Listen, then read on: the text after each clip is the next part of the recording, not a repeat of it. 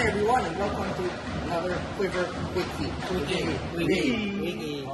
What a win against UST, guys. What a win. What a win. So, Vic, built a big lead at the end of the first half. And then, there's a big leader for it. Kasi it's a game of runs now. And obviously UST, how did you build that quick lead, Vic? Basic makalalag sa na to. And I love it. I think naningin natin to the preview. Our strength is on the wings. We have 5 wing guys that can score and defend. So I think all of them set the tone. If you notice, first half, parang Jacob and Mike didn't even need to score that much in the first half. It was all our wings led by JC, Earl, si EJ, si Boris, si Doy. Lahat sila nagtrabaho na ng first half for us to set that lead, which is good for us. Kasi yun naman talaga yung strength natin, and I love it na yung wings natin ng first half, every chance that we can get, they attack the basket and they put their continuously defenders to the weight room. Yun yung ano ko kanina, na pagsaksak, kahit may contact, they can finish basket. So yun yung maganda.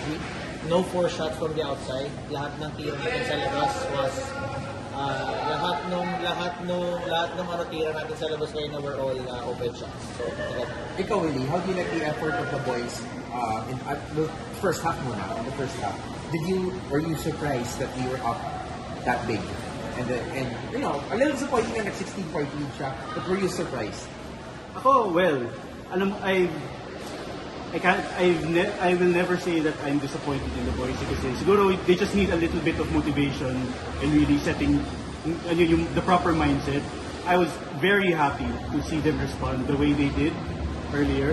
Lalo na yung mga GH boys namin dyan, JC, at Kines, oh my God. Yeah, Kines. I had a hard on. So Kines finally got substantial minutes today, and that's something that we've all been looking forward to. The boy from Green Hills, the guy who led us to the NCAA finals last year, who unfortunately lost to LeBron Diet, who's also with us right now. Okay, did you guys expect a UST run in the second half? Ako, I did. Everyone expected. Oo naman. Expected that. Hindi naman yung picket shooting team na actually lahat ng teams I mean, kahit yung UE kanina against Adamson the previous game, hindi siya blowout. You can't really be complacent regardless sa mga kalaban mo this season. Lahat naman lalaban yan. So, hindi ka pwedeng mag-slack off. Yeah, I was a little bit more relaxed, I think, that when we ended the third quarter, they only outscored us by 3 points. Normally, kasi the third quarter was when we don't do that well. But to be only outscored by 3 points and putting in all that effort that UST did, I think it showed that we were strong defensively and we were able to win. So, ikaw, Vic, in the second half, particularly in the fourth quarter, what did we do to keep the win? Control the tempo. Hindi na tayo nagmamadaling bara-bara. So, every chance we get, we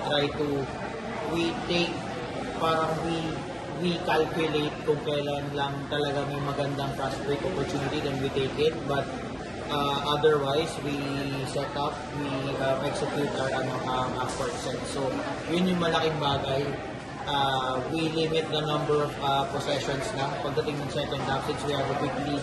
So it's just for us to play defense, milk the clock on the other end, and execute pa rin naman kahit paano. But yung even if UST scored a little bit more in the third quarter, hindi siya ganun kasakit kasi yung tempo ng laro biglang nag-slow down to our favor since we have a double-digit advantage already. Really, were you worried when you had single digits, or did you think that the team had enough to pull it off?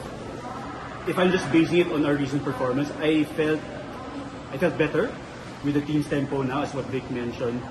What I really liked was the boys weren't rattled when the double-digit lead came down to 9, to 8, even down to 6. The boys had composure and enough grit to really, and they even responded very well with timely baskets. Shout out EJ Golena, and all the other boys. You had an answer to keep them at bay. Alright, talk about Golena very quickly. lots of timely baskets, and more performance by EJ Gallego. And then Vic talked about this in our previous episode, that we need everyone to step up. Are you satisfied about that everyone stepped up today? Oo naman. Siyempre. Oo naman. Kasi halos lahat nung pinunot from the bench, lahat nakambot. So yun yung malaking bagay. Para everybody had about 20 minutes in this game. Oo, parang kumbaga, kung previous games we only relied on si Jacob or si Mike. Ngayon, we had 3, 4, 5 guys, binangbang natin yung UST. And I just want to add very quickly to also kudos to coaching staff. In the first quarter, we were allowing USC to drive, but then we started forcing them left. Wala na. And then, nahihirapan na sila mag-drive. And that's also it's a collective team win, not just by the players, but also in the game that we had against them. We limited Cohen to, I don't know how many points Cohen had, but definitely not a monster performance like Cohen in the last game. We have the numbers here. Okay. So what is he's looking at the numbers to see it. Yung numbers natin. Collins still scored 20, pero yung nito is hindi Kasi may mga garbage baskets towards the end. Towards the end. So we were letting go. Without those, it would have been around 16. Yeah, or 14. Okay, so please stay tuned for a more in-depth review. Please don't forget to like and subscribe to the Twitter. Pero before we end, quick lang. Collins of always still got his 20, pero pwedeng 14. Pero ang biggest dito is Cabanero and Pagligaw were just wala. They did 12 points lang si Cabanero while Pagligaw was 3 points and had a negative 7. So yun, maraming bagay siya. Okay, so we'll have another episode to talk a little bit more in depth about this. There's a lot of things we want to dive deep.